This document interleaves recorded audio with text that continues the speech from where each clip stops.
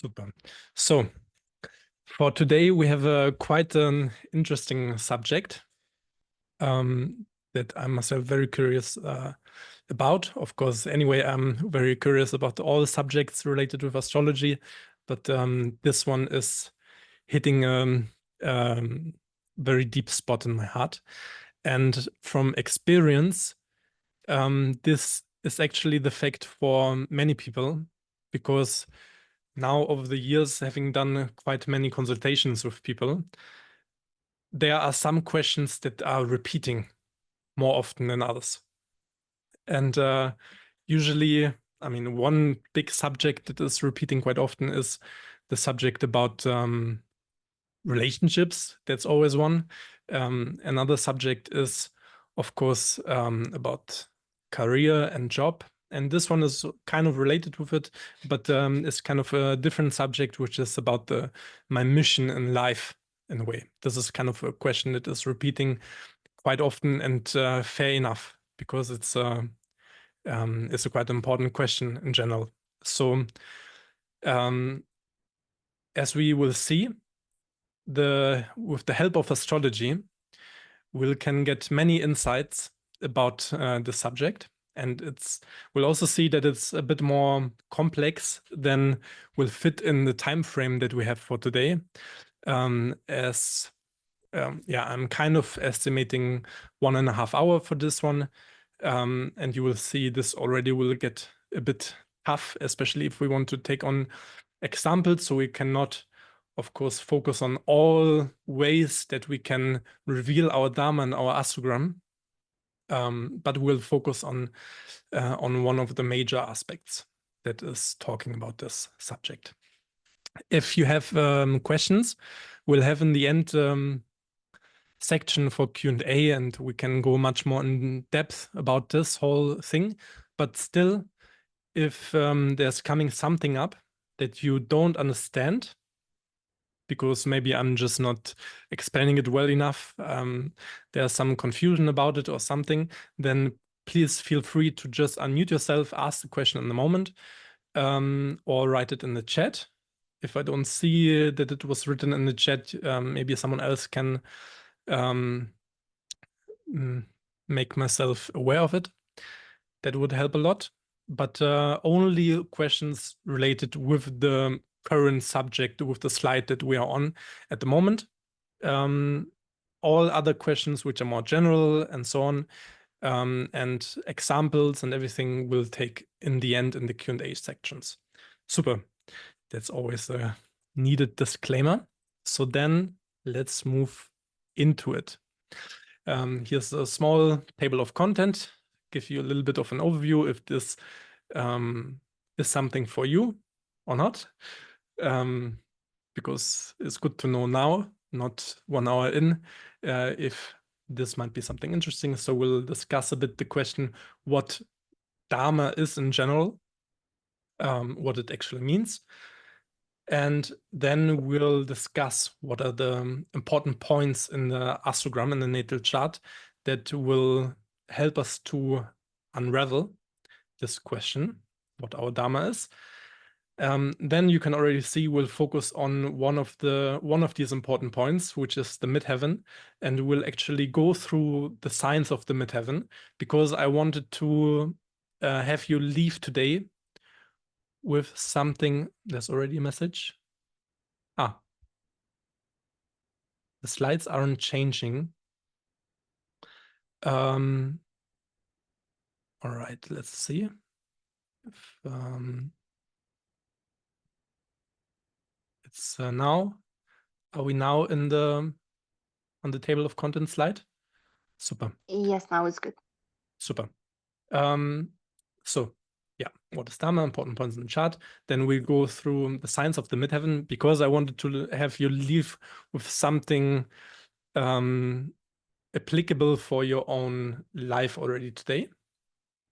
So we'll actually have some concrete knowledge that you can then check in your own chart, and we'll have examples, but also if you have your chart available, then you can check it yourself as well, and then we have Q&A. So you can already, if you have if you know how, you can put the chart, your own chart, up already now, so you can follow also the points later a bit. Check it where it's matching with your own chart.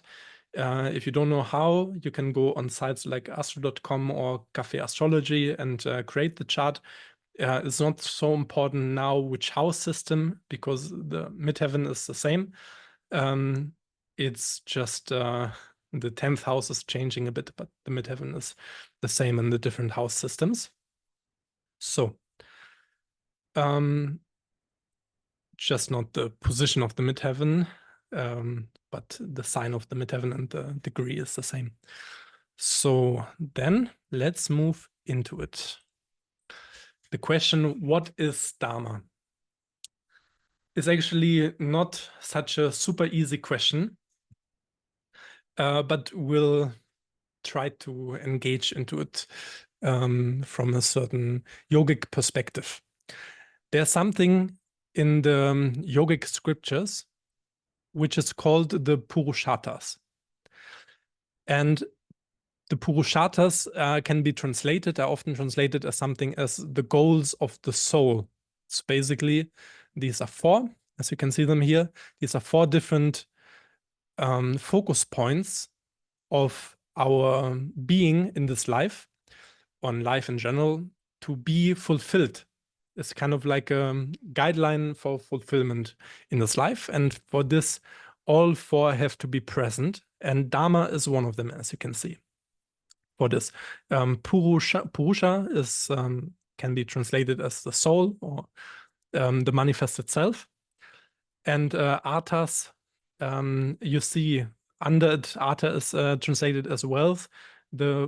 One of the more correct ways is also, or one of the ways it can be translated, the many translation in Sanskrit can be goal, for example, or direction also. So often it's translated as the goals of the soul. We have one more entry of person, super.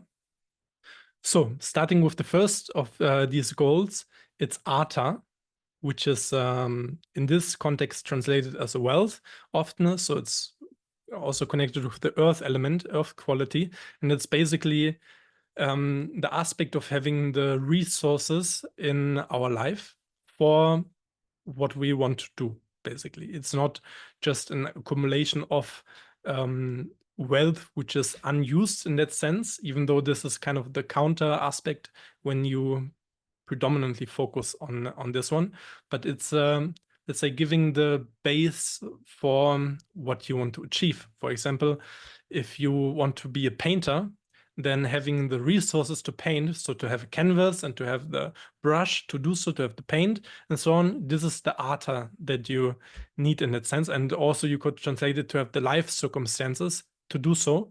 For example, having a room, a roof, some food, so to say, to follow that what you want to do. If you don't have that, if you don't have a roof over your head and so on, like many people do, or struggle with having food on the table, like many people do on this planet, then the next aspects, the next other Purusharthas, they will be difficult to follow. So this is a needed base to have Artha.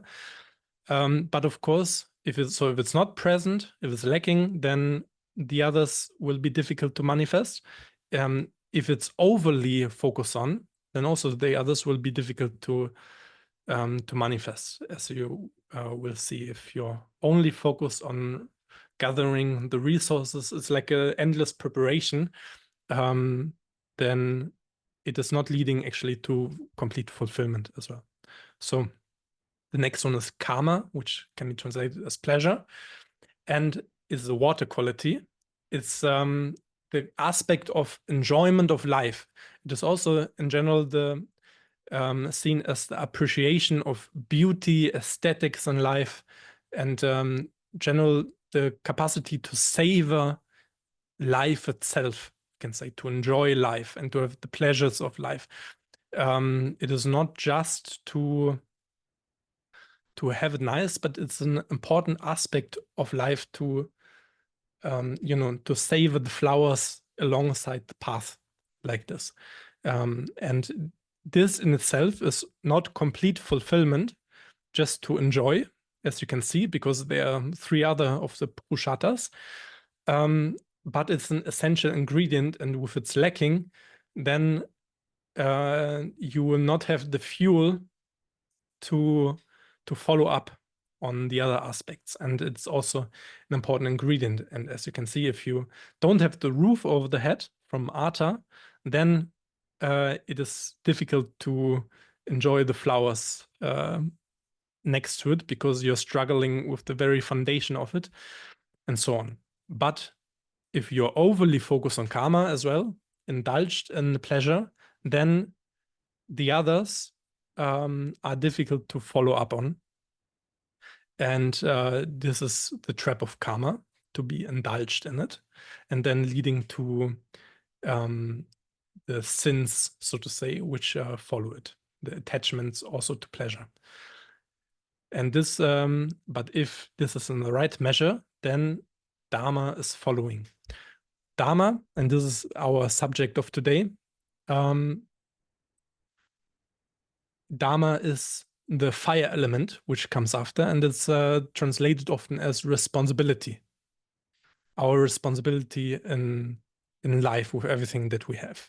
We'll talk in a moment a bit more in it. It is also general direction, something where we are striving towards to, is our path of action, we can also say. We'll discuss it in the next slide a bit more. This is just to put it in the perspective. So basically, after we have the roof over the head, then we're enjoying also the nice flowers next to the house. And now we can actually use these resources to achieve something, to actually do something with it. And this is Dharma, basically, as a broken down description of it.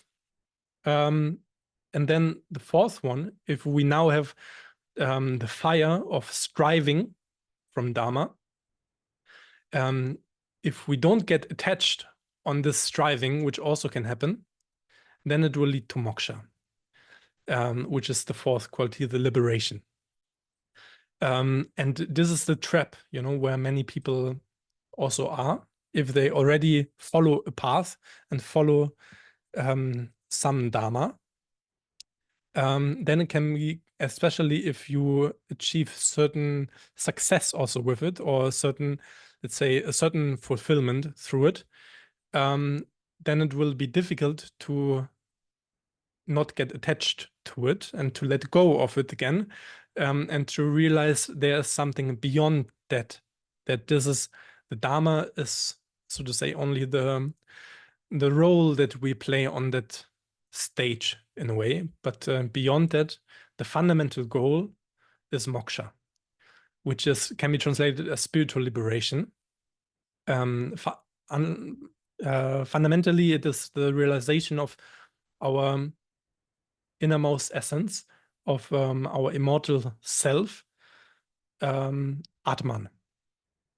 This is basically moksha, which is also translated as the stoppage of the circle of reincarnation, as these attachments to the others, to Artha, Kama, Dharma, are basically leading to the circle of reincarnation, of our bondage to come back, because we still have an open bill there. Moksha is the end of this, the freedom of it, liberation, to move on and to are not bound anymore by this cycle. And this moksha is always put on a higher position than the other Purusharthas. It is the fundamental goal of the soul. And only if this one is focused on, then actually the other 3 can fall into their rightful places.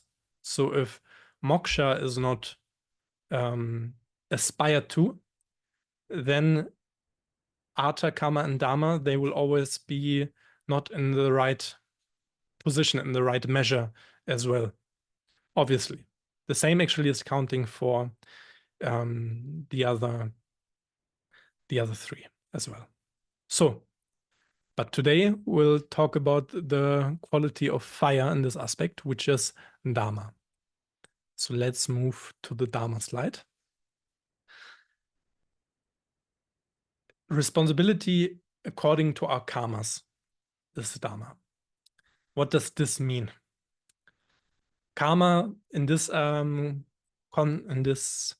regard, I'm talking about our past actions, also from past life, but also in this life, our past actions that are leading to a certain life circumstance, life situation that we are in. And according to this, we have certain responsibilities, such as, for example, just being born into as a daughter or a son, for example. Or if you have children yourself, this one, you are kind of put in a position of being a parent or a child in that sense of the parent. So you have a responsibility of doing that very well. This is Dharma also in this aspect. For example, you are put in a circumstance of being a citizen in a country or in a city like this. So your responsibility is to be a good citizen as well, to pay taxes and so on. All these things. This is all Dharma. This is all the responsibilities according to our karmas. And of course, there are certain karmas that we share with multiple people and even with whole generations. And even this generational karmas you can see to some extent in the astrogram as well. And then there are karmas which are very individual. And these are also, of course, reflected in the astrogram. Yes, and according to these karmas, we have some responsibilities, basically, to do this, what we are given, the gifts that we received, to apply them very well, to use them very well, to our fullest capacity. This is always Dharma. And you could say the general Dharma of our life mission, in this sense, is to use the sums of all gifts that we have to its full capacity, to be a full-fledged life.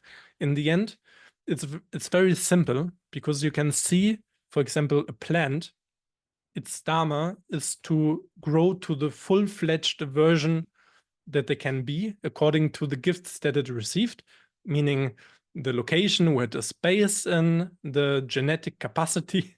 It cannot grow in a different type of plant, of course. According to the nutrition, maybe it's an area where there's not so much rainfall, but then, of course, the plant, its job is to use that rain which it receives there to its greatest capacity, and all of it. So the Dharma of that flower then is to become its full-fledged version. And this is our job as well. This is our Dharma as well. And the tricky thing is, so to say, to find out, okay, what are maybe the gifts and what kind of plant am I, basically. Now, when I say am I, I'm not talking about the immortal self, Atman. I'm talking about the intermediate level of our being, the role that we play in this life, the that role that we are given for this life. So Dharma can also be seen as the mission or work we have to do then to fulfill that. And it is because it is a work, and we can see Dharma is related with the fire element, so it always has something to do with striving. It's not something that just falls in our lap. It's something that we need effort for, that we're striving to, like that, to grow into. It needs the work. And it's a mission also because there are clear goals in a way. And the question that I put here is, why do we have to do it? Because I was asking myself that. Why, in general, do we have to fulfill anything, basically?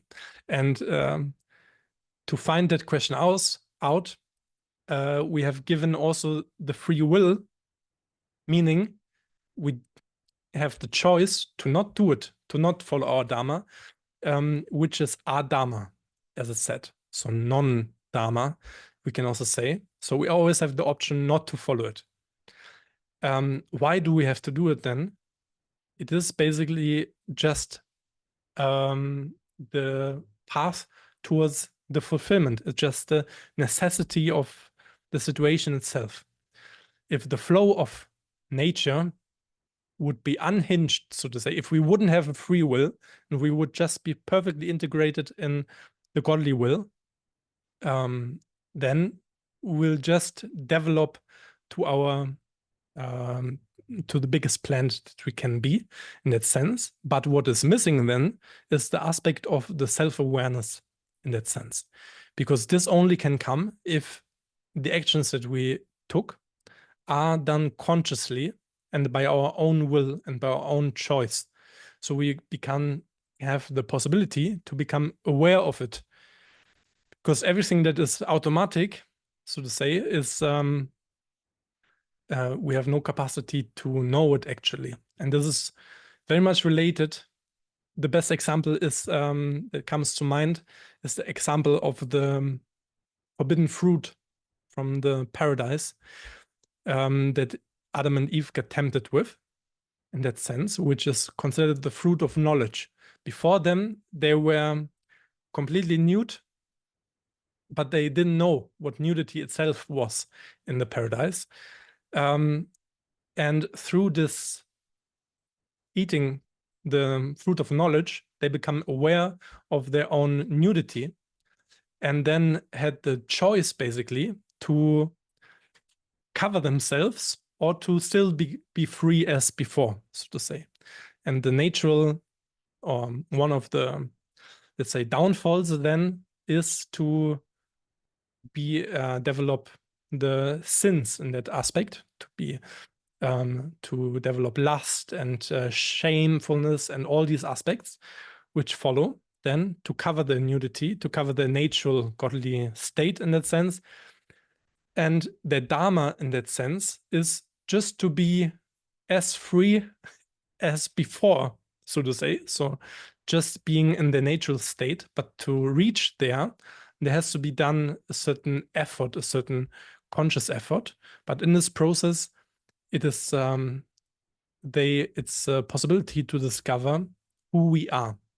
This is this godly play, this Layla of coming back to the origin in that sense. And this is maybe not answering the full question, but it's answering it a bit. And of course, we can open the subject much, much wider. But I want to focus a bit more on the astrology today. So even though it's very interesting, I hope this is just tangent it a bit briefly. And this, we talked already, Dharma is in connection with Tejas Tattva, with the fire element. So it is about the striving, about the effort. Yes.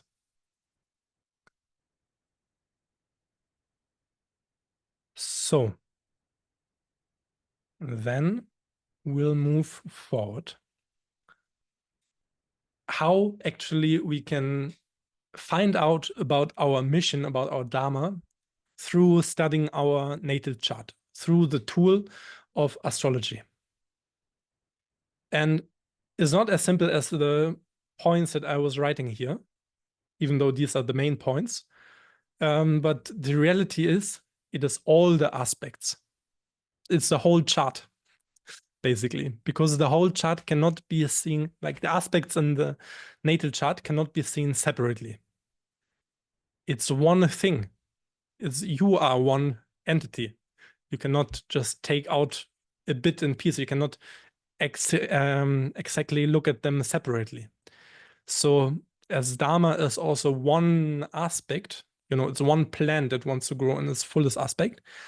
There are still some things that, let's say, boil down a bit more to the fundamentals of the direction of this mission.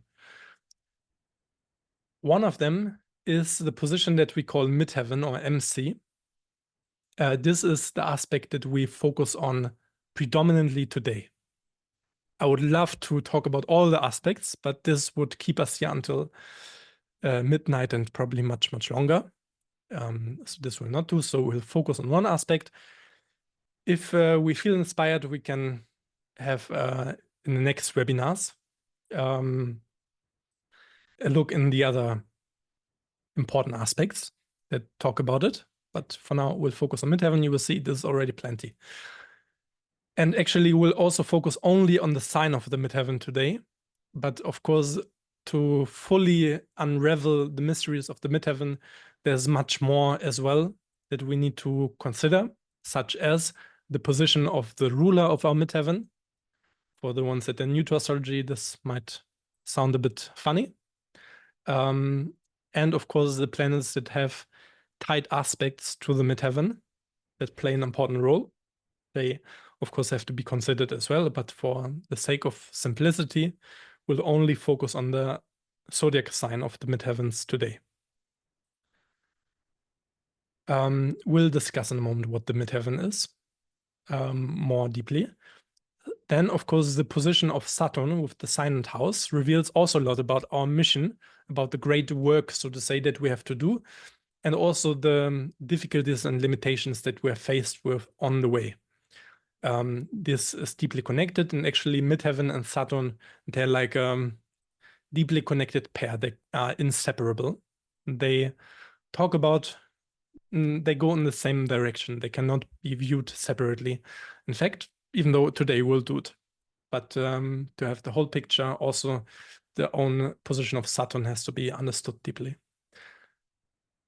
Then the position of the north node of the moon and also the south node of the moon. Because, of course, the south node of the moon, so the opposite of the north node of the moon, is talking deeply about a deep-rooted karmic structure in our being that we're bringing forth from our past life. And the resolution of this is, of course, revealing a lot about our spiritual verticality and direction in this lifetime. So it's very, very deeply connected with our mission in this life. Often it is not as, let's say, visible in the world. Often it is an internal process. Why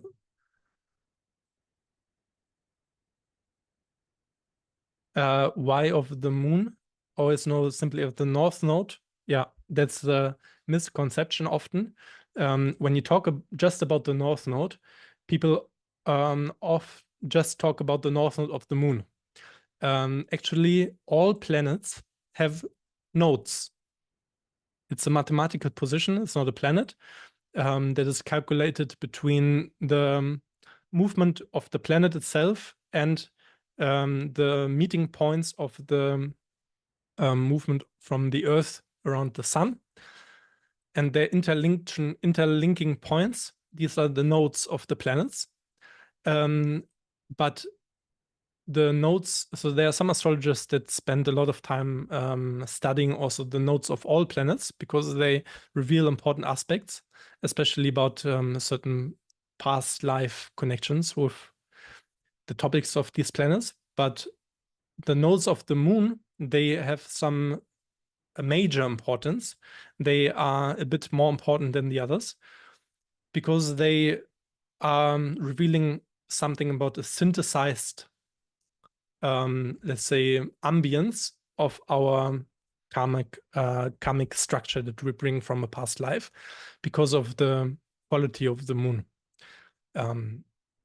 This is how much we touch it. But yes, if people just talk about the north node, they talk, in fact, about the north node of the moon. Yes, to this question. So this is another huge subject. We'll not touch it today. So let's dive into the midheaven. One of the best ways to start to unravel our Dharma through our natal chart. So what is the midheaven, first of all?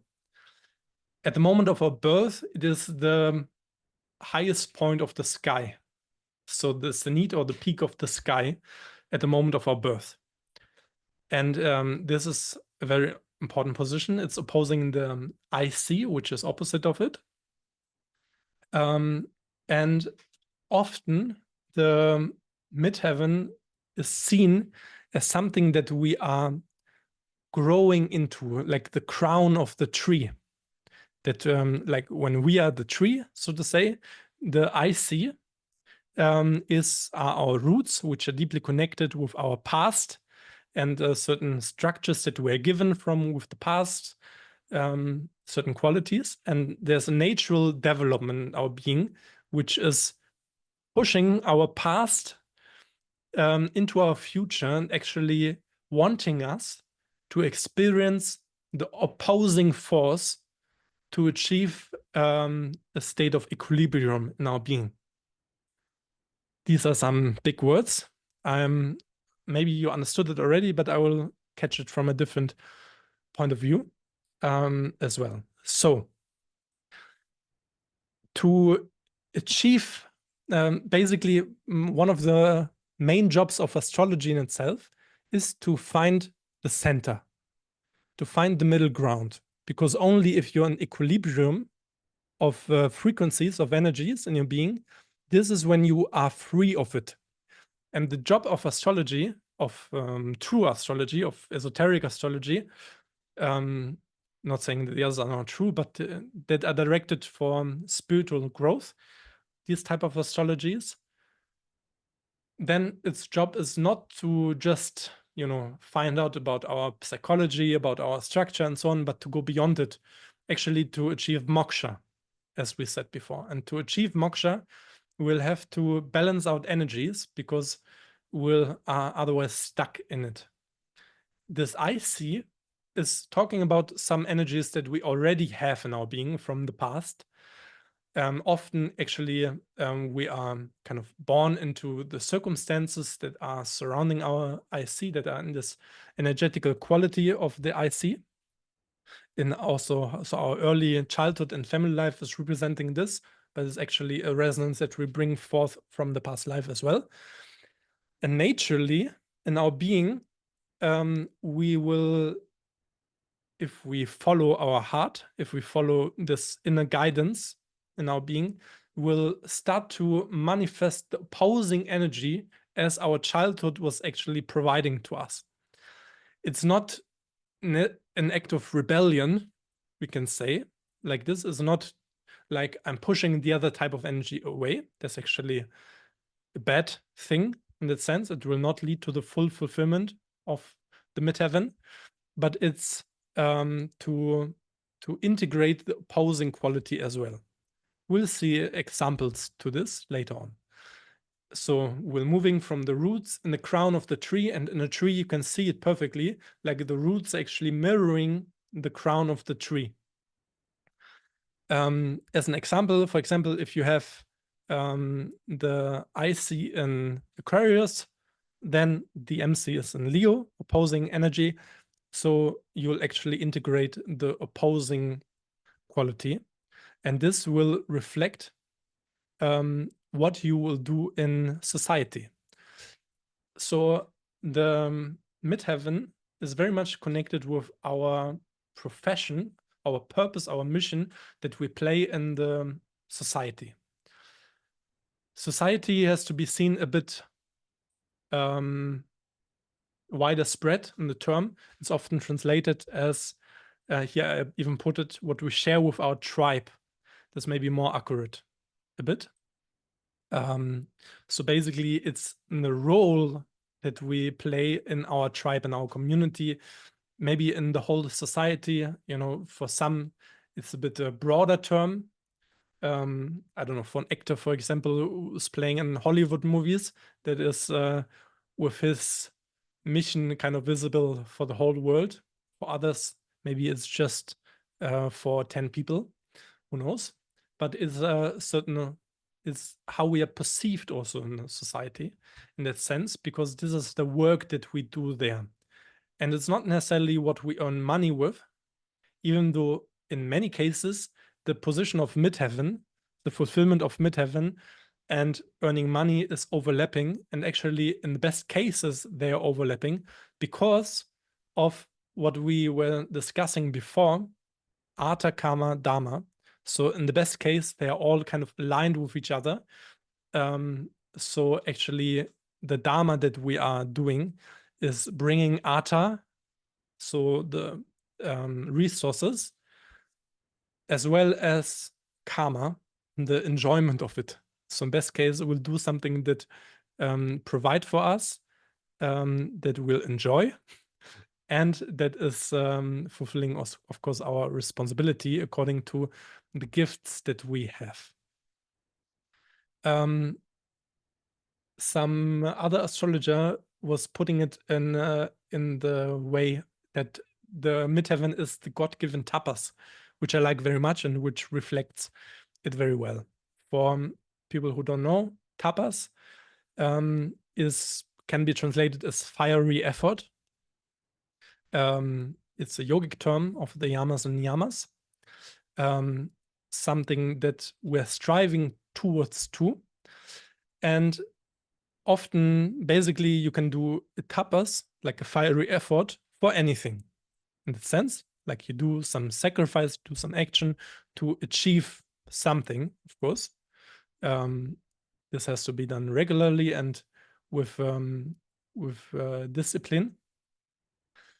But in this term, tapas, I mean with tapas, the tapas to connect with God, the tapas to achieve our highest realization. And actually, the midheaven, the position of the midheaven, reflects not just the role that we play in society, but it also reflects for us a necessary attitude or frequency or state, we can say, that that reflects how our spiritual practice as well should be like. So it's a necessary energy that we need to achieve, we can say, greatness in what we do, to achieve a full-fledged version of ourselves. And this, of course, is reflected in society as well as in just our own spiritual progress. So so we're already almost 45 minutes in, but now we start to go concrete. And let's start with the position of midheaven in Aries. If you want to have an example to see what the midheaven actually is, we can already, wait, I move one back, not to confuse you. We can have if you want, you can write in chat, have an example already now, or we go in the concrete positions of the midheaven and then have the example later on. Maybe that's actually a bit better, but yeah, let's do it in that way. We'll have the example when we talk about one specific midheaven position. Maybe we do it like this. When someone of you that is already knowing the chart knows the midheaven position and we come to the sign that yours is reflecting, then say something, wave your hand, write in the chat, and I will put your chart up and we'll have it as an example for the people to see. You can already maybe write in the chat your midheaven position if you know it, the sign, and then I know when to take you as an example. 29 degrees Aquarius. Super. This comes a bit later. Sagittarius. Amazing. Someone with Aries. Then we'll have here as the first example. Hey, Astrid. Amazing. You can then, Astrid, you can, if you feel, you can already put your data in here in the chat, or you can send it privately to me. Your birth data, birth date, birth time, and birthplace, and then I put you up if you want to be seen. So let's discuss midheaven in Aries. So we'll go through all the signs. Of course, you only have one of the signs, but I think it will be anyway interesting also to get a general grasp of the energetical qualities of each sign, but also in relation with the different missions that people are on in the life, because it helps to develop compassion, empathy, and understanding for the people around you. So that's always a good thing. Let's start with Aries. So Aries, I put here the kind of the short information of the sign. It's ruled by the planet Mars. It's a cardinal sign. It's a fire sign. It's a young sign. Because of the time, I will not talk too much about what all these mean in detail, but just for you to have an overview. Some of the qualities we can say of this Aries sign are to be independent, self-reliant, and courageous, and there are coming a certain type of leadership quality with it. So when you have this midheaven position, you have to view it as some type of mission, some type of role that you play in society, in the tribe. And it is born out of the opposing sign, Libra, in this case. So meaning if you have the MC in Aries, you will see it in the example in a moment, then you are striving towards Aries in that regard. So the energy of Aries, it's important for you to manifest in the world. To this mission that you're on is to manifest a certain type of fight. You have to be an example, we can say, of a fighter in some sense, which manifests as breaking through certain obstacles that are put in front of you, or in your professional life, in the mission that you're on. It's often very much connected with this entrepreneurship type of energy of building something on your own in a way, which also comes with a certain type of leadership and creating there a certain mission. The Aries energy in itself brings forth in us the understanding of our own inner greatness, because it's a constant provement, constant proving of ourselves to ourselves. So what we are able to do. And for this, we'll have to fight in a war, so to say, in a symbolical war. Sometimes actually also a real war. There are some people with midheaven and Aries who are definitely some officers in some military department. It's not unlikely, but it doesn't necessarily mean that. It means that there is a need to push through, to manifest this fire, to help others also to manifest this dynamism. And this is why I said to realize your own greatness, but also to help others to see theirs in a way. So it's about understanding also in a way the signs of success. For this, it's important to resolve. I wrote a bit this kind of affirmations here to have a bit of a similar red line through all the signs. I resolve to be dependent on others. That's the first step. That's kind of the movement from the IC and Libra away to become self-reliant and to channel my force of action to create rather than to destroy, because that's one of the counter or the lower manifestation of this Martian, very fiery type of energy. There can be a lot of, destruction also coming from, for example, certain egoistic tendencies, because the fire energy is, of course, needed here. So also for your own inner spiritual progress, the fire energy is needed to break through, to have this energy of ignition, to start something, to start a process.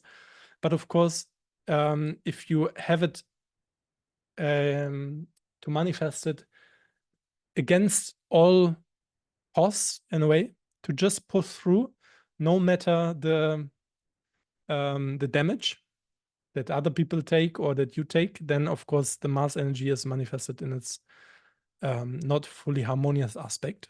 So it always has to be built on the base of the harmony of the opposing sign, Libra, in that aspect. So now let's check. Astrid was sending her natal chart as a PDF. Actually, that's nice. Then I don't have to put it in the system. I can we can look at it like this if I'm able to view it. Yes. So then I will share my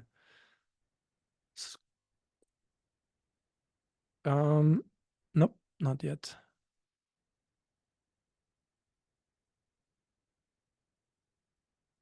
Let's see.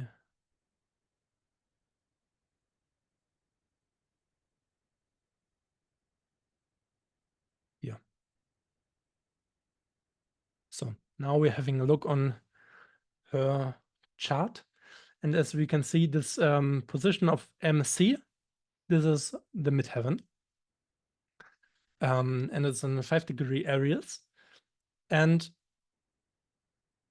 of course, we will not now go in the whole chart, but to give you a bit of an overview, then opposing of the midheaven would be 5 degrees of Libra. This is the IC where she is coming from, and then developing from a certain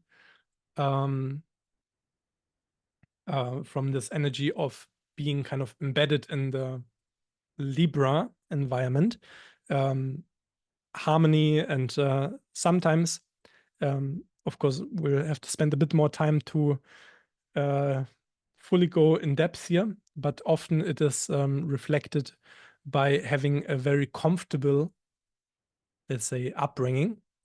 Not always that the childhood is completely without troubles. This is not what I mean, but there is some, so to say, understanding often comes also from past life of harmony and harmonious surrounding in a way. And then we can see at some point we'll get fed up a bit with just having things always nice, we can say. And then from this develops the movement towards the energy of Aries. There has to be understood what makes me actually me like this. If you're always just identifying yourself through the relationships with the others, even though they're very nice and so on, always seeing you only in the codependence with the people around you, and then of course there is a certain lack of experience that has to be developed.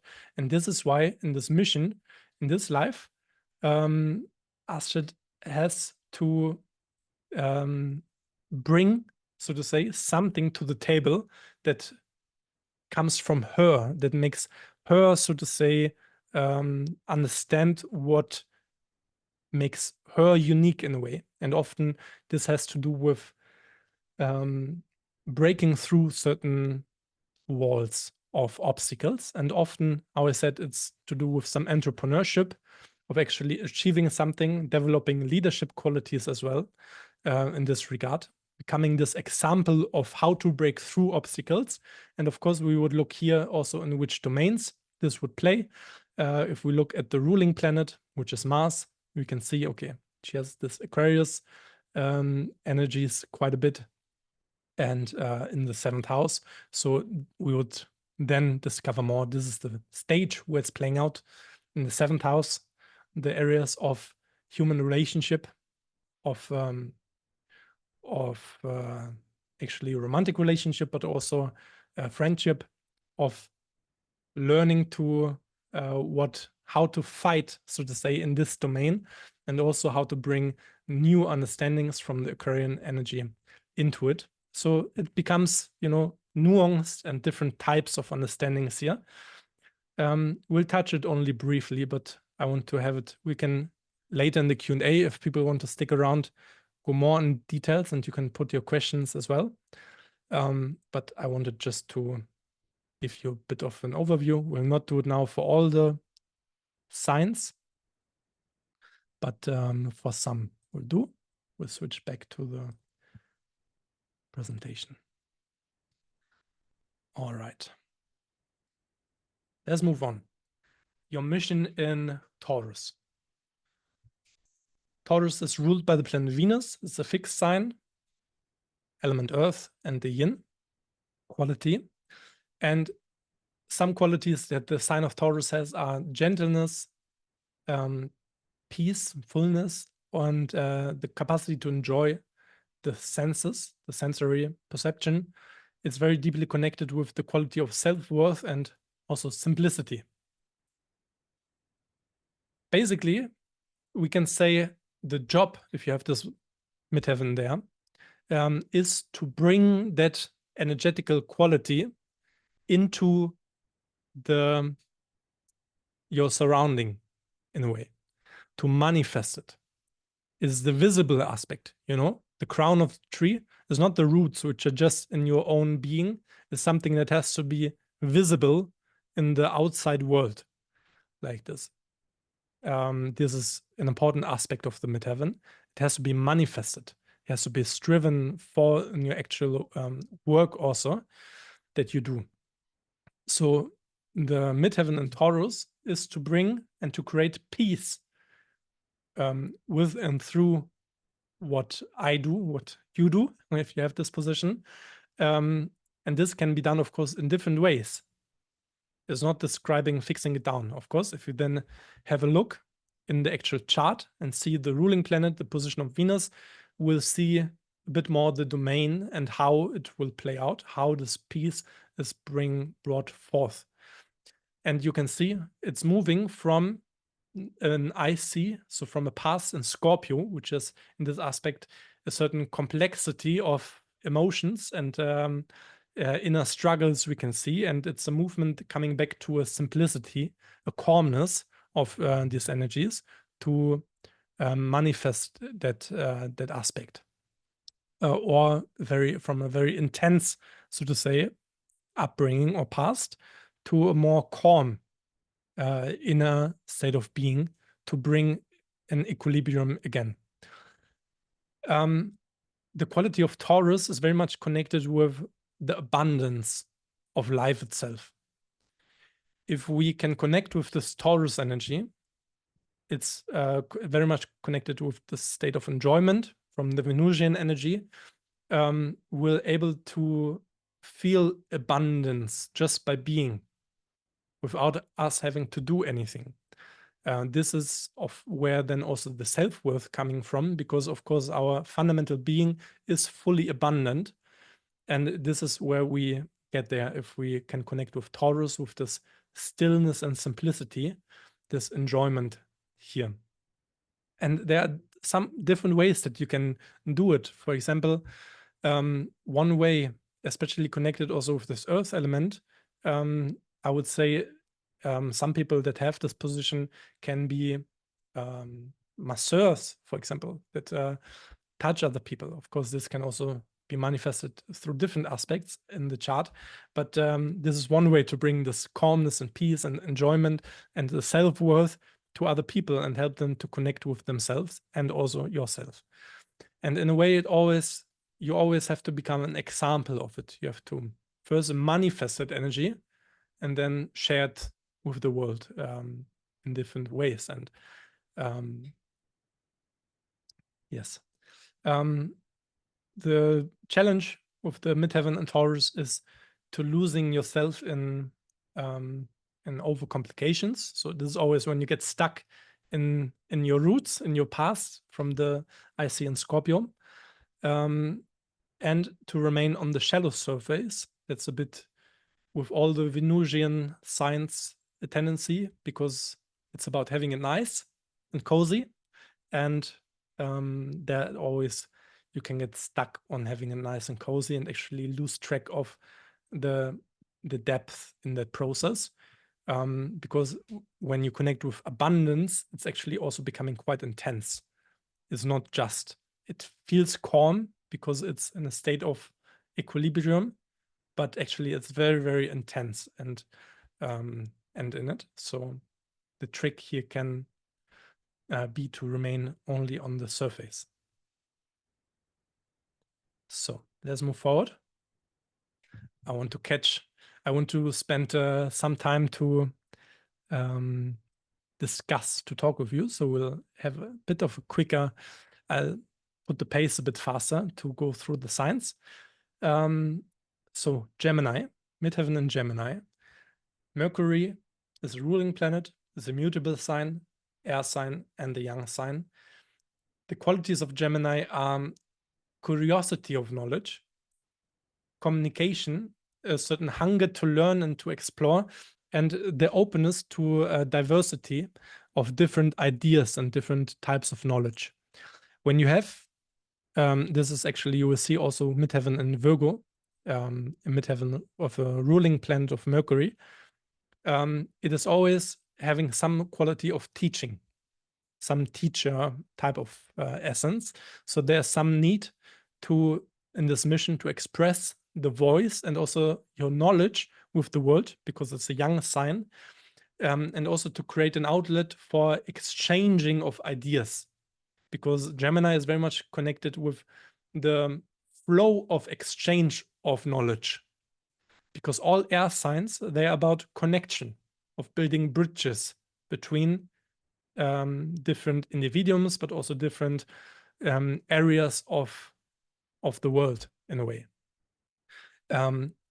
As an idea, so is the Gemini quality is about being so curious about all aspects of life and to be open to all aspects of life, and then also to help others to open for all aspects of life. So it's a great way of teaching, because you basically dive into different aspects of reality and knowing these aspects.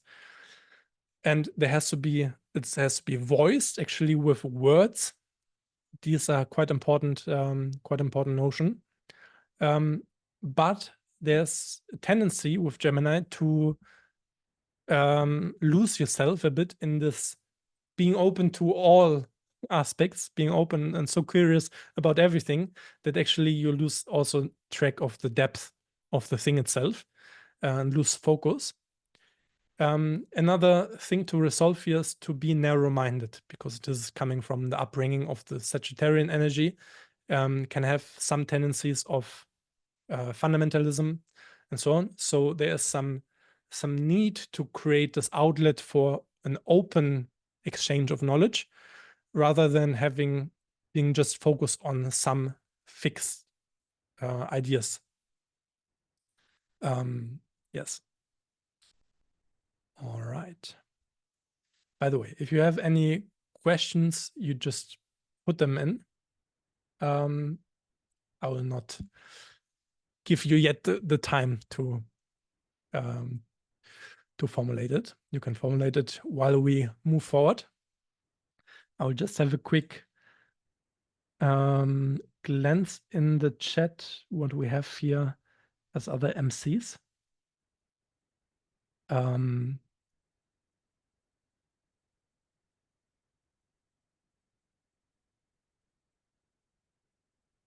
All right. So no Cancer MC yet. But having the Cancer MC, which is a sign ruled by the moon, it's a cardinal sign, water, and yin.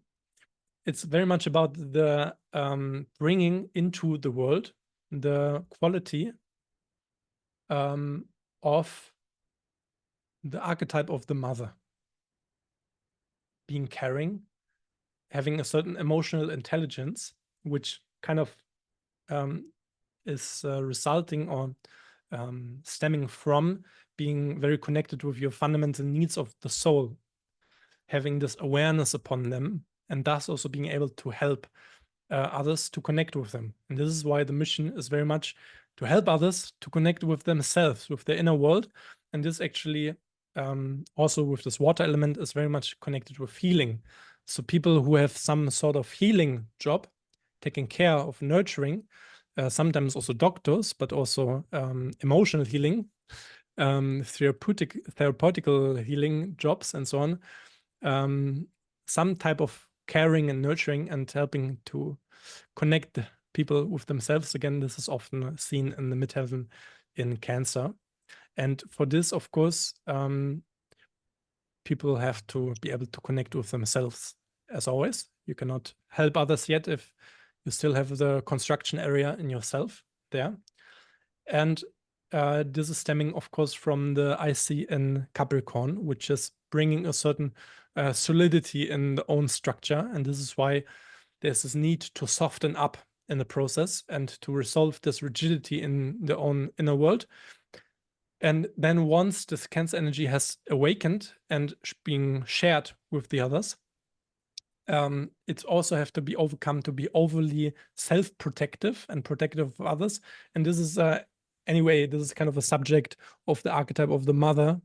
If you have a child or anything that you take care of, pet or plant as well, if you are overly protective like this, then this is never good, and always also a recipe for not complete growth of it, because it is restricting the full expression of what you are taking care of. All right, let's move into the next one, Midheaven in Leo. And I saw we have an example of Midheaven in Leo.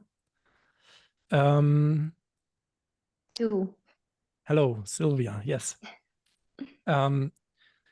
So the I lost my. And also Anne. And Anna as well. Amazing. Wait. Here we go. So the Midheaven in Leo. Leo is a sign ruled by the sun. It's a fixed sign, fire sign, young sign. It's all about self-expression, but not in any type of form. It's about authenticity and self-expression. So expressing really yourself, not some funny idea of who you are. How do you find out the house of the MC? Sorry, just as an interruption of Ferguson, it's a fair question. Usually in some house systems, the MC would always be the cusp of the 10th house. So it's always the 10th house, we can say, between the 9th and 10th house. But in other house systems, for example, also the one that I use, the equal house system, it can change sometimes houses, being sometimes in the 9th house, 10th house, and so on, because the division of the chart is a bit differently. It plays some role, but also there the 10th house cusp always is as well an important role. Yes, but how you find it out? You open your chart and then search for the position of the MC and then check in which house it is. Yes, I hope this answered the question. So the Midheaven in Leo, it's about this authentic self-expression, and this is stemming also from being able to be fully centered in oneself, finding that authenticity, finding that center, your spiritual heart, from where authenticity is developing from, like this. This is the essence of Leo, is to then be so connected with yourself that you can share it with others, and this is from where a certain type of inspiration is coming from. And so the mission is to share your authentic self. And of course, then we'll have to look also in the position of your sun, the sun sign, and the house of the sun to see what you actually have to share there yourself and which domain.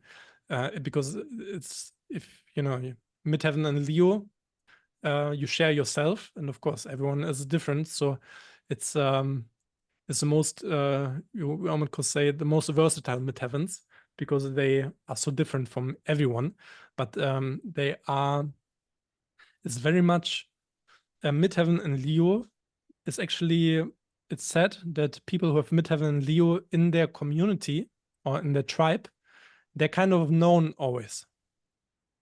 You know, people, even if they don't know you well, they kind of heard about you in some sense. They kind of maybe know your face or something.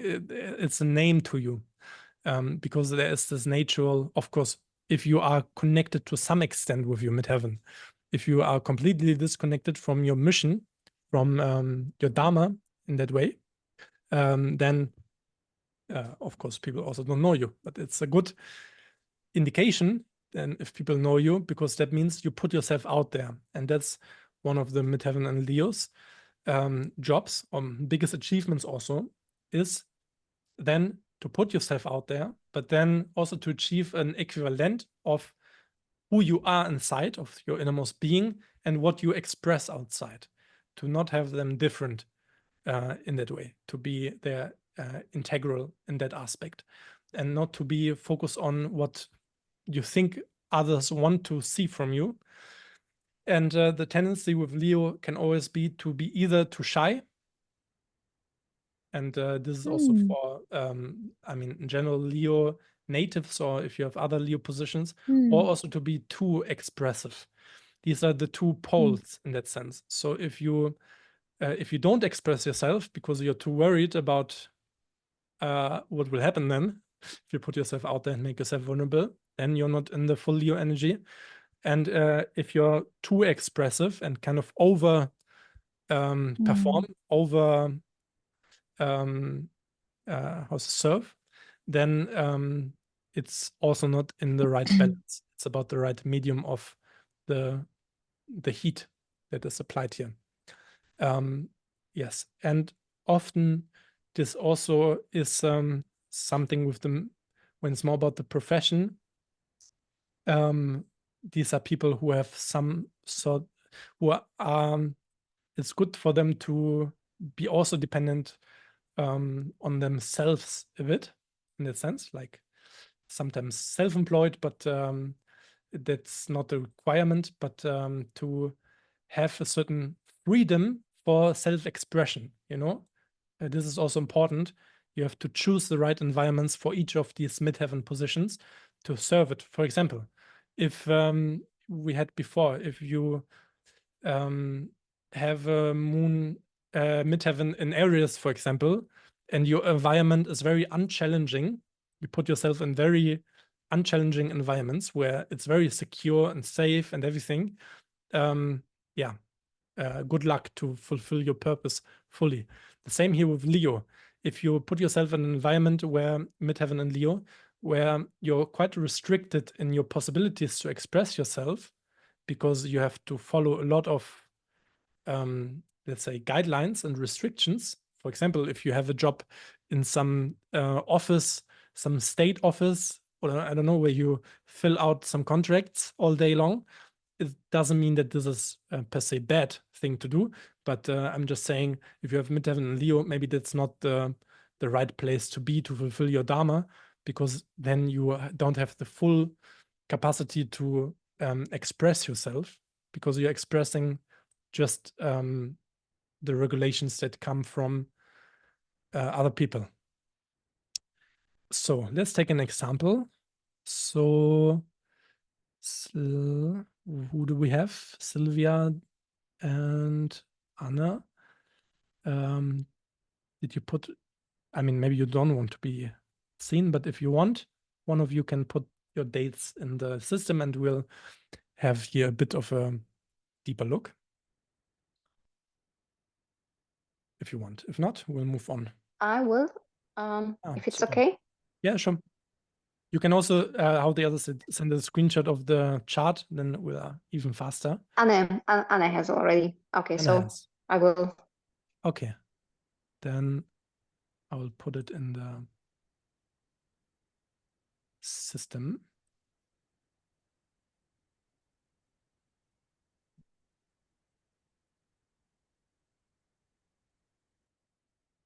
Just a short moment. It's a good possibility to take a sip of your tea or other beverage.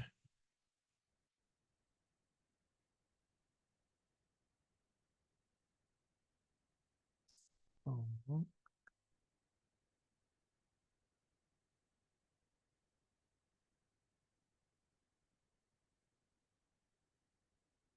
Oops.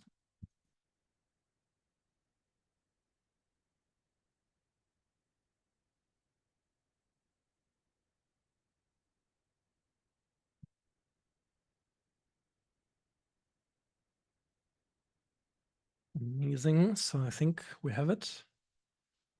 Let's see. No, that's not right. Do I have wrong? Ah. The month. I put you to be a Leo in my chart, Anna.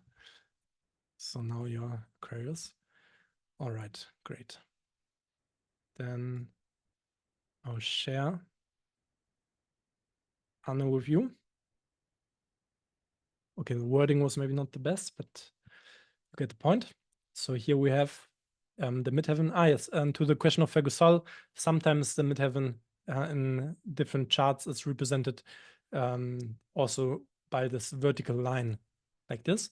This cross, this is a representation of the Earth. In her case, they were quite close actually. And this is this vertical line is the position of the midheaven. So we have it in 13 degrees of Leo here.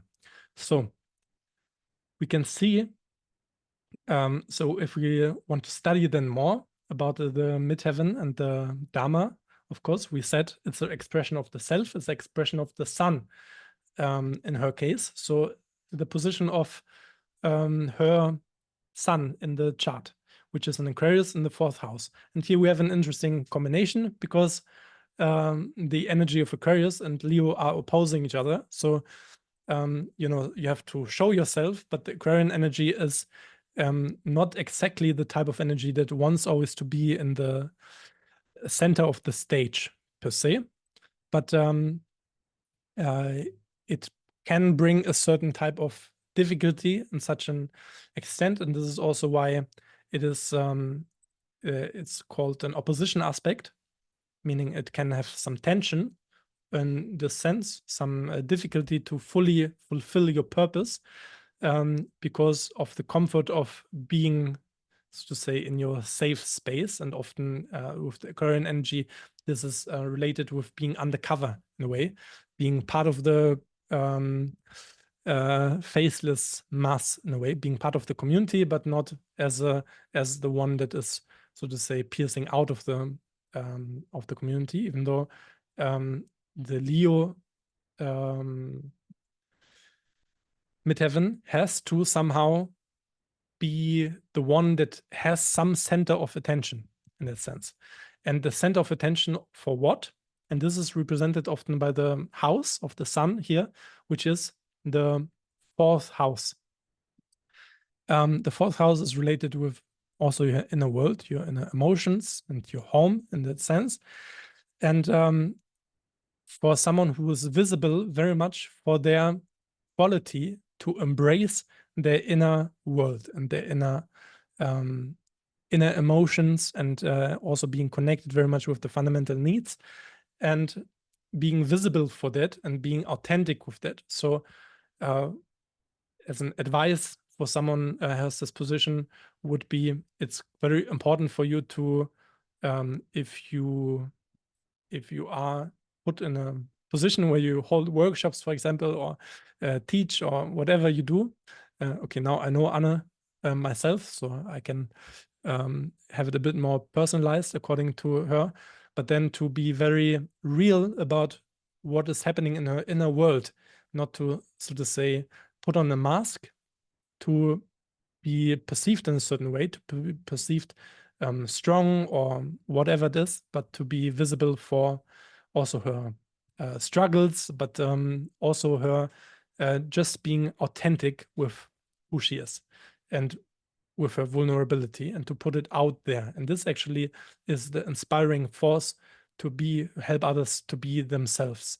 And the Aquarian energy here can bring the quality of this detachment, to not get stuck in that process.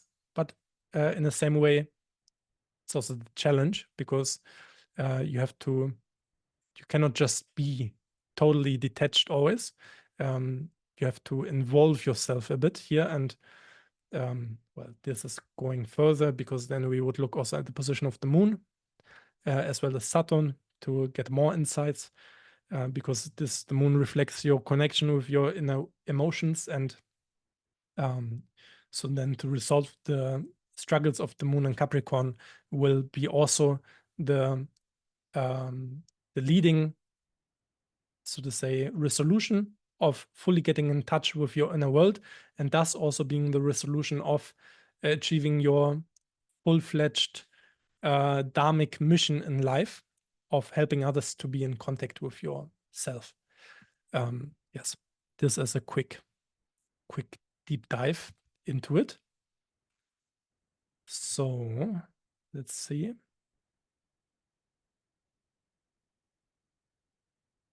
And we'll come back to the webinar. Let's move on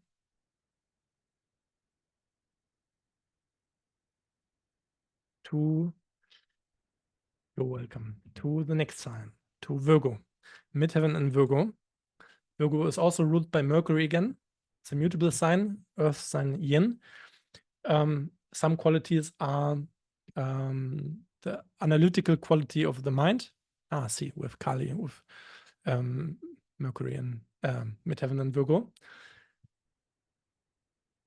It's in its essence connected with the service to others, the quality of fixing problems and creating inner order, and a certain hunger for knowledge also. As I said before, with all the signs ruled by Mercury, there's some teaching aspect to it. Teaching in that sense of sharing knowledge with others. So the mission here is to share the knowledge and skills and your skills to the world and help others through this knowledge and through the skills to come back to their inner purity and to fix their problems, so to say, in that sense, and to be of that service to others. This can be done in different ways. Just by simply applying, for example, your skills to fix things, but also to actually teach, like as a teacher, these knowledges. So this is often what you see with people who have midheaven and Virgo, that teaching of some sort becomes a certain primary role in that sense. And this exchange of knowledge is one of the ways to serve the others. But the state of serving is quite important. And this is actually as an important pathway to create a certain inner order and structure in your own being, because coming from an IC in Pisces, where there is some, let's say, energies of confusion a bit, of let's say unmanifested inner structures, being a bit airy in some sense, and this putting some structure and some systematic knowledge into your own being and also helping others in that sense. Super. Take care, Sylvie. See you soon. This is basically one of the important missions in your life of sharing this knowledge. And of course, by sharing this, you will also acquire it in yourself. And one of the biggest achievements I put here is to continue the legacy.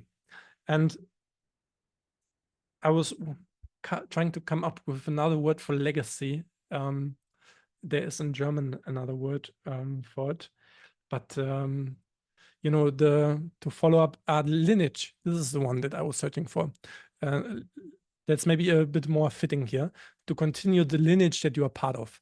So if you're lineage in some spiritual tradition, of course, that's a lineage to follow up on and to teach these skills and methods of that lineage. But let's say you're a carpenter, for example, you're following that lineage as well, and this is your mission. So it has to be put in perspective, of course, of the lineage that you're on and that you are teaching, and the skills and so on, the craft that you're part of. The resolvement is to resolve to be overly judgmental, because it's always, if you use the mind as a tool for analysis and problem solving and so on, it can be quite easy to get stuck in it, and also with some theoretical understanding of things to get stuck on that level. So it's one of the jobs of controlling the mind and to let go of certain judgmentalism. And fuzziness, with all the Mercury signs, the tendency to This is also being resolved by controlling the mind and practicing, focusing the mind. And another thing is to learn to connect with essences, because if you are, of course, connected with teaching and problem solving and so on, it's something that I was talking before with, because you can dissect the whole reality in so many parts. Like you can look in all the different aspects of the chart, but this dissection actually takes away a bit the soul of the thing. You have to be able to view it also in the whole perspective. So Virgo is the art of dissecting, and it's a good thing. But in the same time, you should not lose track then if you dissect the things to fix certain parts, to lose track of the essence of the whole thing. Otherwise, it will make it artificial and take the life out of it. So let's see. Did you put, super, you put the chart. That makes it easy. Then I will share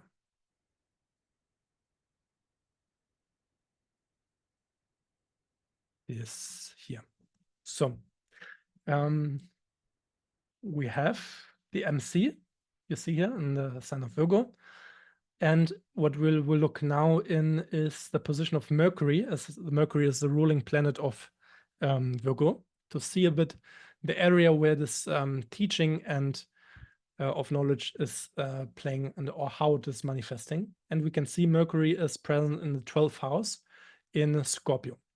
So for one thing already, the stage of the 12th house is basically the stage of teaching. So about spirituality and practical spiritual knowledge and tools to reach there. And furthermore, it is very, very deeply connected in your sense with eroticism.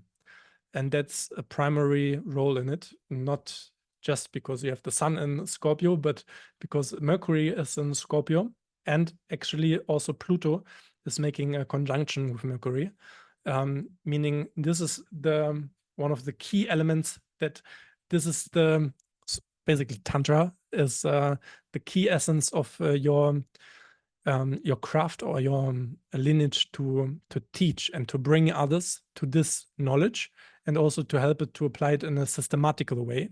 And this is the quality of Virgo, and of course for your own life, but for others as well, and to help them to alchemize. And this is from the Scorpio energy, to alchemize their full energetical potential for inner transformation.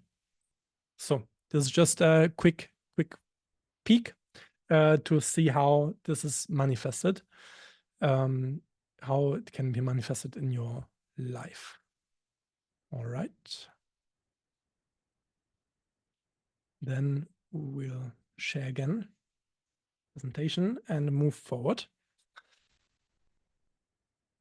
So Libra, midheaven Libra. Do we have anyone? Anyway, we'll just move through it.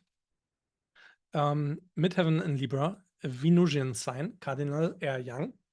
Libra is the quality of connecting with beauty, of harmony and aesthetics, and also the capacity to form bonds and relationship with other people.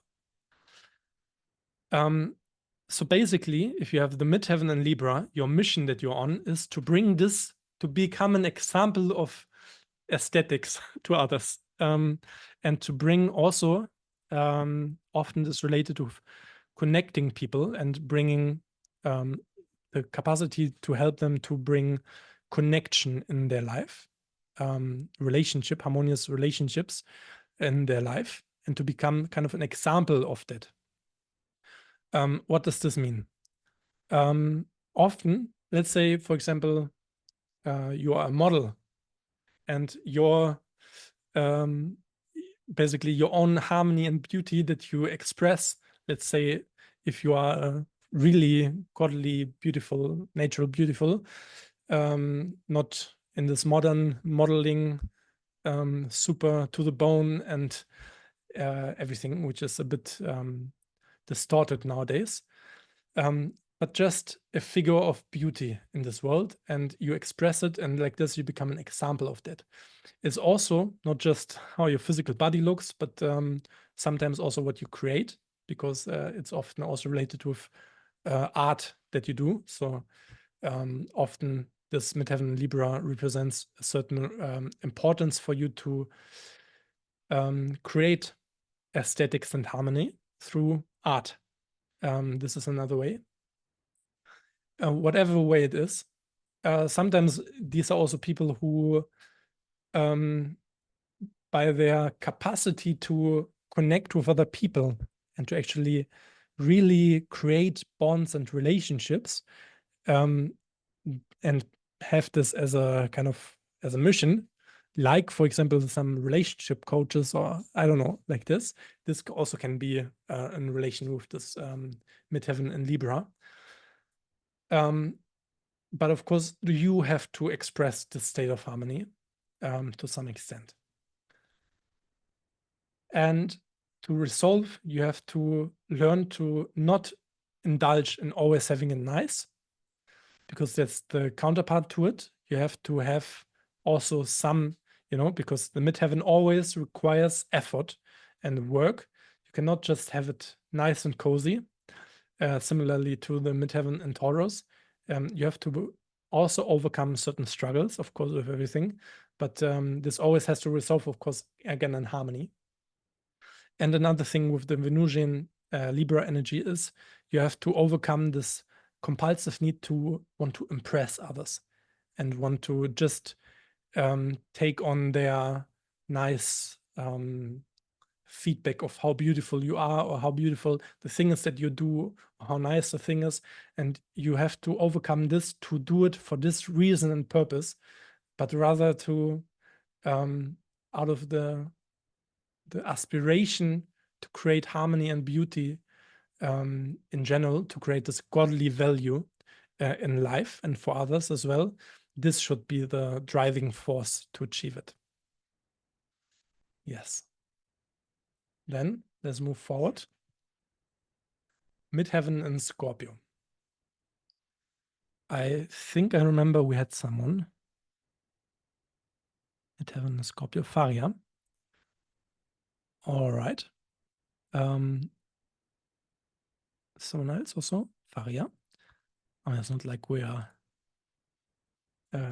100 people inside here, but the midheaven in Scorpio is a Mars fixed water yin sign. The Scorpio quality has to do with a certain intensity, a certain mystery as well is always connected with it. The erotic power or erotic force is deeply connected with it, because it's about the inner alchemy of that energy, to transmute and sublimate that energy, to create a process of inner transformation through this inner alchemy, in some sense in the life. So if you have it in the midheaven, the strive to create or to engage into this intensity is one of the main missions. So the mission is basically to come out of coziness and to confront yourself, and as well in that what you do, confront others also with basically looking at their shadows and confronting themselves to be able to achieve a greater state of freedom inside the being, and to open, basically it's opening towards the inner energy fully, and create shamelessness and inner transformation like this.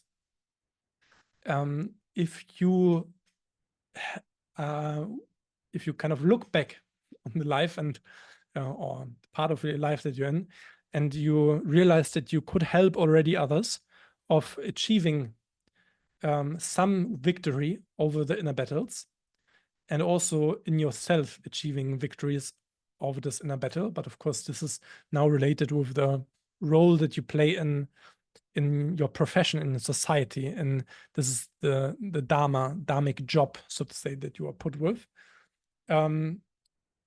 to achieve this transformative in a realm. Then you can say you put certain steps in the right direction to a state of fulfillment, because someone who has the midheaven in Scorpio is coming from past with an IC in Taurus, which is some stability, but also a certain sense of comfort, so to say, having it stable and nice in some sense. And people like this attract a certain stability, also on just material level, but moreover in different aspects of life. And there has to be some, some diving into the unknown, diving into intensity, diving a bit into the struggles of the inner world, to actually achieve true meaning and meaningful work in this life. I resolve to indulge in the emotional drama because, of course, if you really go into the Scorpio subject, this always can be a struggle, because Scorpio is about complexity. It's about complexity, about the inner realm, and this needed, but you can lose yourself. Like when you go in the underworld of your own being, you always have to have an anchor to the top, to the calmness and to the simplicity, to the peacefulness. Otherwise, you can lose yourself in the struggles of your own shadows. I resolve also to be fearful of intensity, because if you are, if that is present, with all the Mars signs, courage has to be invoked to move into intensity. Faria, because of the time, I will skip you. I hope you don't, it's okay with you. I will only take one more example later on in this aspect, and otherwise we'll move to the next signs. We can, if we have time in the Q&A, we can look in your chart. Let's move on towards midheaven and Sagittarius. Sagittarius is ruled by Jupiter. It's a mutable fire young sign. The essence of Sagittarius is about aspiration. Aspiration towards the spiritual fundaments, the spiritual principles of existence. And it's about the righteousness and the justice to follow up on these fundamental principles. Someone who has their role to manifest the Sagittarius energy in the society, it's about to help the others, to help the world. I mean, it's also can be your tribe, it doesn't have to be right away the whole world, with these fundamental spiritual principles, so with the spiritual wisdom. Often you find people who are, in some sense, in some religious environment or spiritual environment, some spiritual teaching environment often. So becoming a spiritual teacher is of an important role here, but for sure someone who is in tune also with these principles, because the teaching actually is different from the teaching from what we had before, from the Virgo and from the Gemini midheavens. The teaching here doesn't, I mean, in many cases it does also through words and so on, but it's not through the practical approach. It's about a different dimension. It's about the inspiration that is kind of, that you give forward because you are so aspired towards these ideals. And then it's over flooding towards the others, this inspiration, and igniting their own strive towards it. This is the essence of the midheaven in Sagittarius, because it's a fire element. It has to help. It has to start burning. Have to have others burning. So the biggest achievement is to be yourself firmly orientated towards God, and to help others do the same. A tendency can be here to be overly fundamentalistic, meaning maybe there are some understandings of certain principles and ideals, but you can get stuck with them because viewed these principles or ideas viewed from the lens of a limited consciousness, there can be half truth in a way, and you don't always have the whole picture. So we have to be very careful when we have, in general, too much Sagittarius energy, but especially the midheaven in Sagittarius, because if you have the midheaven in Sagittarius and you follow up on your mission, like you take the necessary steps to do so, then naturally you start to become the role model for others as this spiritual ideals. And then if you are very stuck, if you're very convinced about you knowing all the truth of a certain subject, this can lead to some dangerous fundamentalism.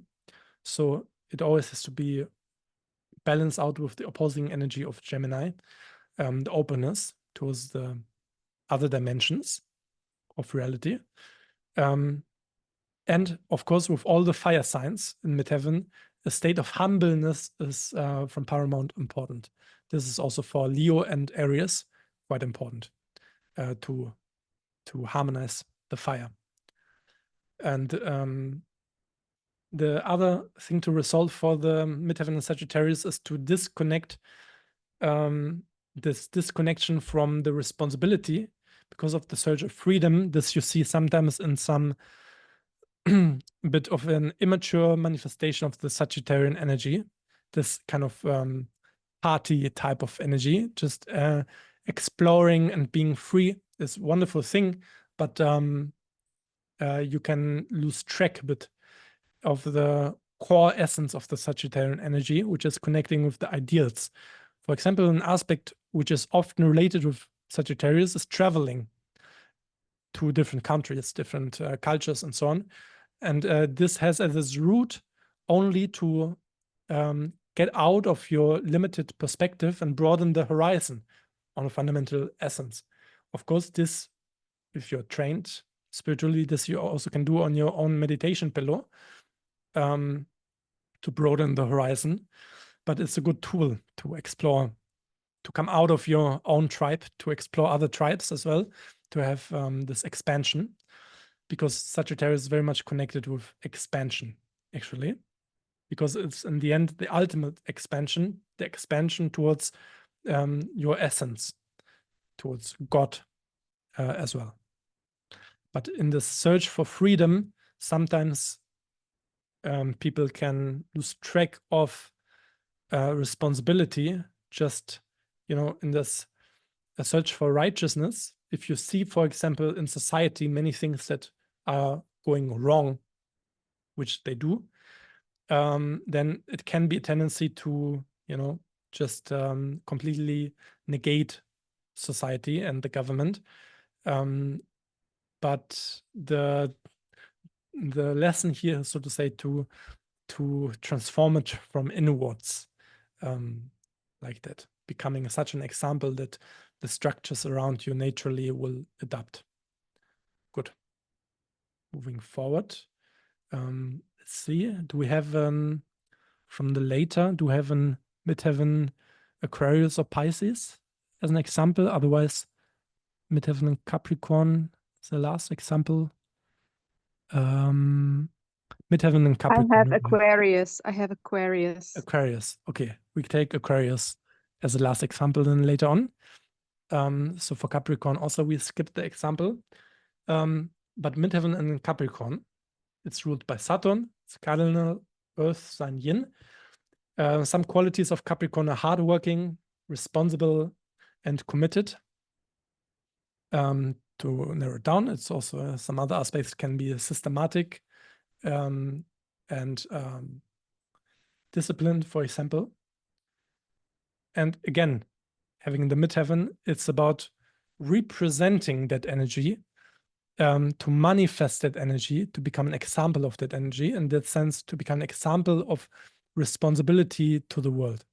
And this can manifest in different ways. For example, to actually be a certain pillar of some structures that people rely on in that sense. And through this, learning how other people rely on you because you take on this responsibility. This is one of the best ways to learn these lessons and to learn this inner state of integrity, which is a principle moving from the I see in Cancer, which is again an, let's say, a very feminine type of motherly archetype, which is coming forth, and the Capricorn energy is more the fatherly, harsh, disciplined way of life, and this has to develop in the being in this lifetime. So taking on certain aspects, certain commitments, certain responsibilities that are invoking this is helping you to manifest it fully and to learn it fully. And there's some sense that the mission that you're on, or the job, will create sometimes a bit more hardship than for other people. It will be you will be confronted with a bit more difficulty also in the size of the responsibilities to take on. So the fear of the size of the responsibility areas, this is a thing to overcome. But what the soul can learn here is to endure this hardship of the path to actually reach the top of the mountain. So for someone who has a midheaven in Capricorn, there's a possibility for a huge amount of success, for example. And this type of success is something to that the soul is one of the soul qualities to experience, which is mastery over the area that you're focused on, of course. And this you can see again if you look for, especially at the position of Saturn, because this is the great work that you are doing, especially the house, and this is the mountain to climb. To resolve is to become too rigid in this process, because of course if you have to endure difficulty, then the tendency is to become rigid, and you have to keep this openness of your Cancer energy and the connection with yourself. And this is not to lose yourself for the sake of the mission you're on. Another important aspect, always when the Capricorn energy is strong, is there's a danger of choosing the wrong mountain. And choosing the right mountain, you can find out, as I said, about the position of Saturn in your chart. But this can be tricky because, you know, if, for example, your position of Saturn shows that actually the great work to do is maybe in the realm of relationships, for example, but then you focus mainly on your business aspect and climb there the corporate ladder, then you are kind of choosing in that sense the wrong mountain. And of course, we can say the biggest mountain, as we said before, is always moksha, the liberation and the understanding or the realization of the Supreme Self. And we can lose ourselves with multiple mountains to climb in this world that make us forget the underlying mission that our soul is on. All right, then let's move forward to the midheaven in Aquarius. And I think we have the example here of Maike. All right. Yeah, I send it to you in the private chat. I hope it's big enough, actually. It's a chart. Super. Then I will save it, open it, and we'll look at it in a moment. So midheaven and Saturn and Aquarius. It's also Saturn, ruled by Saturn as Capricorn before. It's a fixed sign, not fixed, sorry, my mistake. It's an air sign and a young sign. Some qualities is the connection with freedom, a unique and new perspective upon subjects, and a certain strive towards community and friendship we can add here also. That's an important quality. The bonding of the group in general. So the mission should be to become the example of this, of the bonding of the group. The Aquarian energy is about not having you in the center of the attention, but making the bigger aspect, the bigger thing, the bigger mission, so to say, the focus point. So something that is bigger than yourself. And often it is about the connection of the people in the network. And the interesting thing is here, the connection of people in a group, the heart of the group, always also has a direction, has a purpose, so to say. So it's also about the vision and the purpose of the group itself, the concept of the group, how the group itself and the direction of the group are actually equivalent, they're actually the same. And it's to create a new perspective, because the Aquarian energy has in its one as its gifts to offer to adapt structures. Saturn, the ruling planet, is about structures, and it's about the new structure, the improvement of the structure to a higher perspective that is more efficient and more directed towards godly integration. So somehow playing a role in this process of creating community, but also creating a new perspective and adapting the structure. And we'll see in a moment how it is playing out for you. The biggest achievement is to have improved a given structure through innovation. What I mean by this is that for Aquarius, often that sense of freedom is a bit similar with the Sagittarian energy, can move sometimes into neglecting given structures and a lack of capacity to integrate in them. But this is not the highest aspect of Aquarius. The highest aspect of Aquarius is to fully integrate in them, to become a part of them, but to, in the same time, being so detached, kind of floating above it, that you can see the structures and also the needed improvements, having this higher perspective upon things and bringing like this innovation to it, which in the end results to more unity, to more manifestation of godly qualities. For this, it's important to resolve, to try this constant need to be different, because of course it's one of the inert qualities of Aquarius, to be different, to think different. But for example, scientists sometimes have this position of midheaven in Aquarius because it's bringing this genius new perspective. But for this, often it's not, you cannot always try to think out of the box. Sometimes you have to start with the box, maybe some given mathematical equation or problem that, and then from this you innovate, you get out of the box, so to say. But it's not always to create something completely new.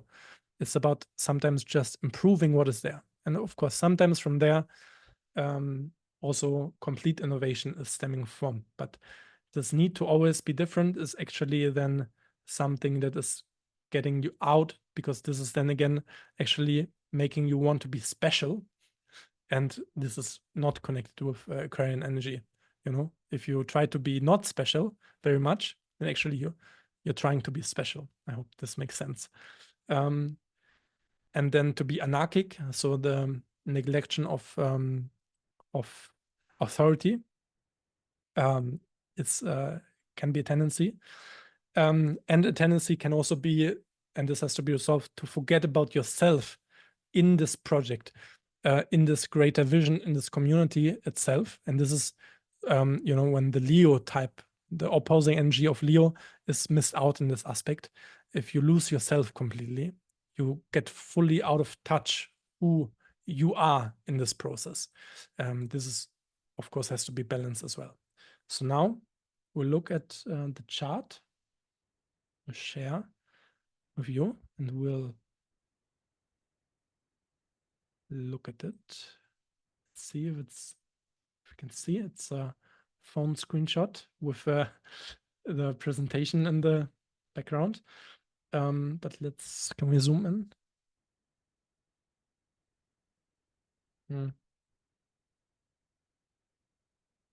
Here. So, so the MC, let's see.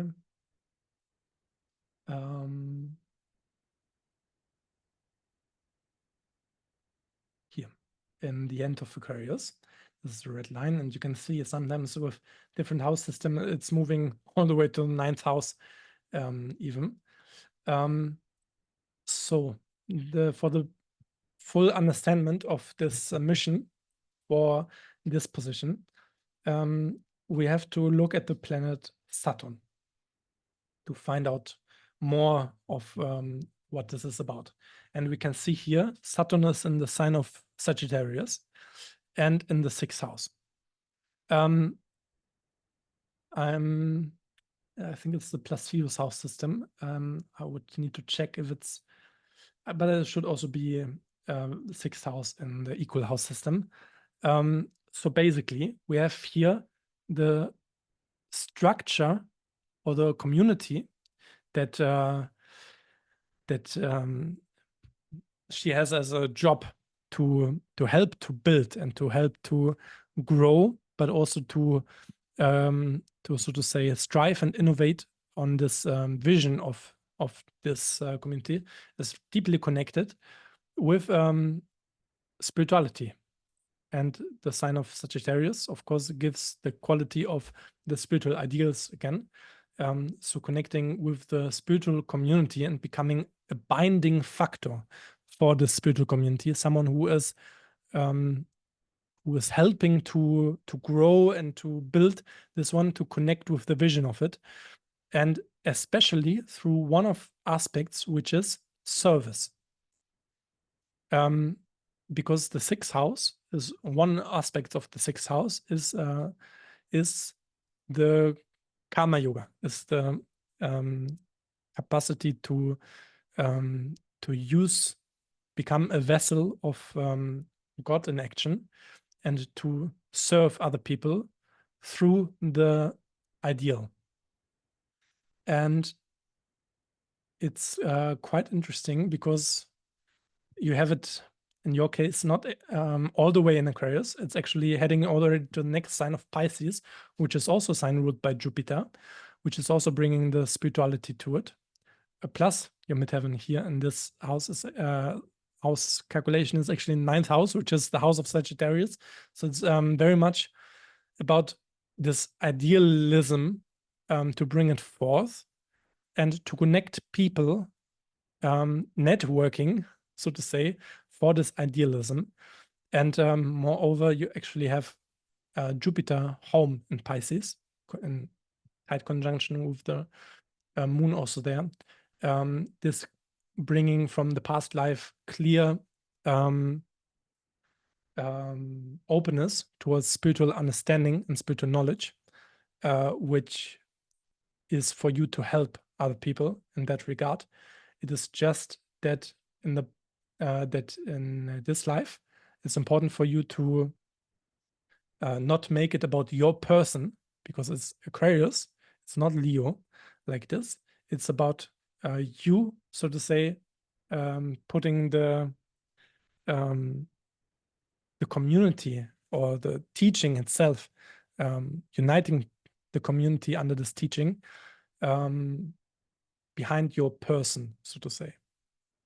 This is what Aquarius is about. And of course, also improving structures. This aspect of the Aquarian is quite important because you have some inert understanding, some intuitive understanding of certain actions that you did in past life, certain understanding, and it's important for you to voice them in this life, to stand for them and to fight for them, even with Mars and Sagittarius, and to, like this, improve structures in such a way, for example, in the communities that you're in, if you see certain injustices or manifestations that are not in accordance with spiritual values, to to improve them and to actually be a voice there, a transformative power to, for all you Scorpio also, to actually to make it more, to integrate it more in a godly manner. Good. All right. Well, thank you very much. You're welcome. So then we're almost through. I hope you're still with me. Sorry, we're way over time, but yes, that's one of my lessons, management of time. But I hope you're also as curious about the subject as me to stick with it. It seems like it. At least your names are still here. I see Kali's face also. It's nice. So midheaven and Pisces as the last one. Sorry, here's a mistake. It's not Saturn, it's Jupiter. I don't know. I was, I think, in a hurry when I wrote it. So it's Jupiter, it's mutable, it's water and yin. It's about surrender. That's one of the qualities of Pisces. The devotion to the Supreme, to God, and compassion. These are some core qualities of Pisces. And of course, here's to become actually an example of the actual surrender to the godly will. And you can see here the difference to the other sign ruled by Jupiter, Sagittarius. It's not per se about the, the Sagittarius energy has more this fiery spirit. It's almost like sometimes lawyer have midheaven in Sagittarius of, fighting for justice and principles and so on. But here it's not about that. It's just about becoming it very much, surrendering so much to the ideal, surrendering to the godly will, that you just become an example towards it and manifest, and like this become a spiritual example to people. And remember how I said this is not always the need to be visible to the whole world. Sometimes it's just about the few people, but you have to touch them so intensely because your devotion of God is so impregnating to others as well that it's just inspiring so much. So the biggest achievement is to inspire other people, even just another single soul, for the devotion to God. And this aspect of compassion is becoming quite important because, opposite to Pisces is the sign of Virgo. So coming from a very, someone who has this midheaven position is coming from a very mental upbringing, even sometimes very scientific or logic in that sense, or also from past life, being very focused on the faculty of the mind. And this has to be let go. So this attachment to the mind has to be let go. And the invocation of deeper layers of the being and to completely surrender to these is one of the important, which happens through devotion, spiritual practice, prayer, meditation is very important. And then also, this is the role in teaching through example is the role that you play in your tribe, like this. And the important thing to resolve here is to overcome this being overwhelmed by suffering, because the Pisces can feel so well all the other beings and the suffering of the world. And there can be a tendency, if you have some strong Pisces energy, to lose yourself in distraction because this inner realm is too much, and the feeling you feel too much in a way, and this is why people numb down with drugs and with other distractions, so to say. And yeah, Ferguson? Just unmuting. Sorry, by mistake. No problem.